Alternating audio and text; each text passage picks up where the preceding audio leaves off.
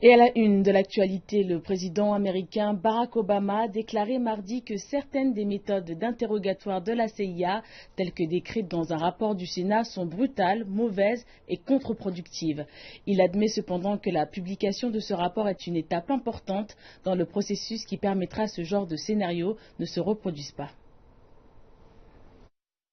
Un regard dans les locaux terrifiants de la CIA après les attentats du 11 septembre 2001 de la part des démocrates du comité des renseignements du Sénat américain. Les démocrates du comité ont dépensé 40 millions de dollars et 5 ans de travail pour enquêter sur les techniques d'interrogatoire de la CIA que le président Barack Obama et les groupes de défense des droits de l'homme qualifient de torture. Le rapport dit que sur 119 détenus connus, 26 étaient détenus de façon injuste. Il en conclut que ces techniques sont inefficaces et que la CIA s'est justifiée sur des bases erronées. Il révèle que les détenus étaient l'objet de conditions bien plus mauvaises que celles qui étaient décrites devant les députés américains et que la CIA a évité de manière active d'être surveillée dans ses actions par la Maison-Blanche et le Congrès et qu'elle a même échoué à évaluer l'efficacité de son propre programme. Les conclusions de ce rapport montrent que ce programme était moralement, légalement et administrativement douteux et que cette nation ne doit jamais plus s'engager dans ce genre de tactique.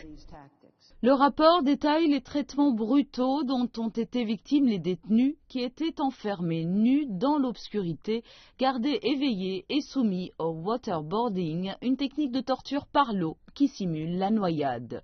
L'un est même mort d'hypothermie. Selon le rapport, Khaled Sheikh Mohammed, considéré comme le cerveau des attentats du 11 septembre, a été torturé à l'eau 183 fois. Abu Zubaydah d'Al-Qaïda a été torturé de la même façon, au point qu'il était incapable de répondre aux questions et que des bulles sortaient de sa bouche. Un homme suspecté d'avoir posé une bombe sur un bateau, Abdel Nashiri, a cessé de fournir des informations après avoir été soumis à la menace d'un pistolet et d'une perceuse.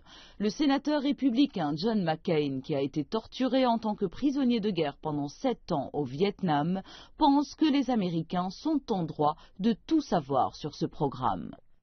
Je sais de mon expérience personnelle que les actes de torture produisent plus de mal que de bien en ce qui concerne le recueil d'informations. Avant la publication du rapport, l'ancien président George W. Bush et son vice-président Dick Cheney se sont défendus, qualifiant le programme de justifié. Et voici ce que George W. Bush ajoute.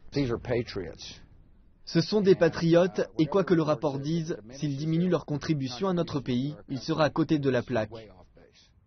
La CIA note que pas un de ses agents n'a été interrogé pour la préparation du rapport et que son programme était efficace. Les détenus parlaient. Cela permettait d'éviter des attentats, de capturer des terroristes et de sauver des vies.